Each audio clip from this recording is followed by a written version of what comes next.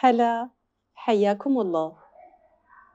مفتقدة قوي إن أنا أقعد القعدة دي بصراحة، وكمان دي أول مرة أكون بسجل وصور من نفس الجهاز، فعندي شوية قلق كده بخصوص جودة الصوت، بس قررت go on whatever happens يعني.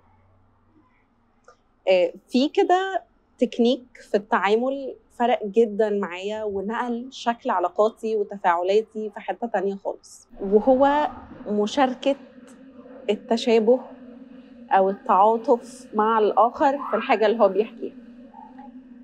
الفكرة دي بتعمل إيه؟ بتقلل جدا إحساس الخزي اللي بينتابني لما أكون بشارك حاجة صعبة أو حاجة محرجة أو حاجة تقيل بالنسبة لي إن أنا أشاركها.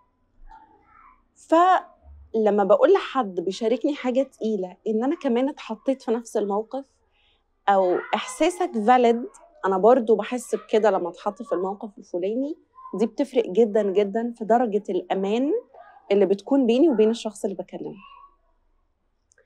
في مرة، دي حاجة personal، كان في طالب بديله حصة وإحنا قاعدين، فهو كان ليه ظروف خاصة في التعامل وله يعني احتياجات معينة.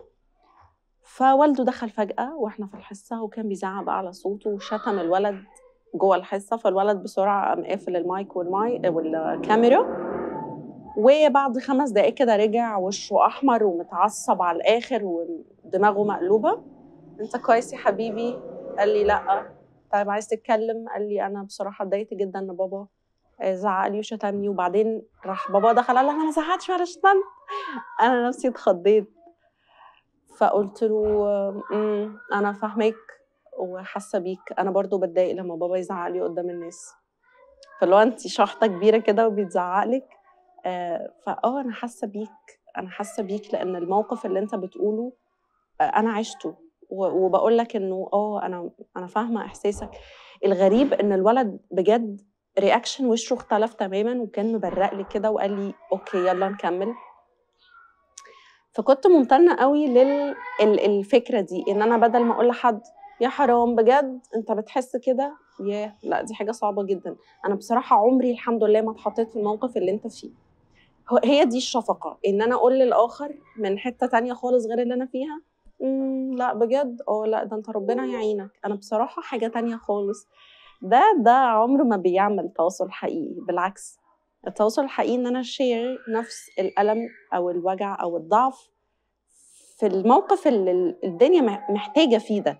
ودي حاجة سمعت عنها في التربية برضو، إن أنا أكون لما ابني يجي يشاركني إن هو اتعرض لتنمر أو اتعرض لتحرش أو اتعرض لإحراج، أو المعلم اتجاهل مثلا رفعت إيده، أو دخل في مسابقة وخسر، أو أي حاجة من اللي وارد جدا إن كلنا وإحنا صغيرين اتعرضنا لها.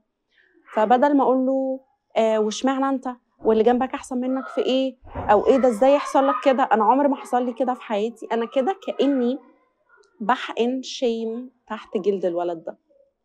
لكن اللي فعال أكتر إن أنا أقول له تصدق فعلا أنا برضو وأنا في سنك حصل لي نفس الموضوع واتعاملت معاه في 1 2 3، وأنت محتاج تبقى بتعمل 1 2 3.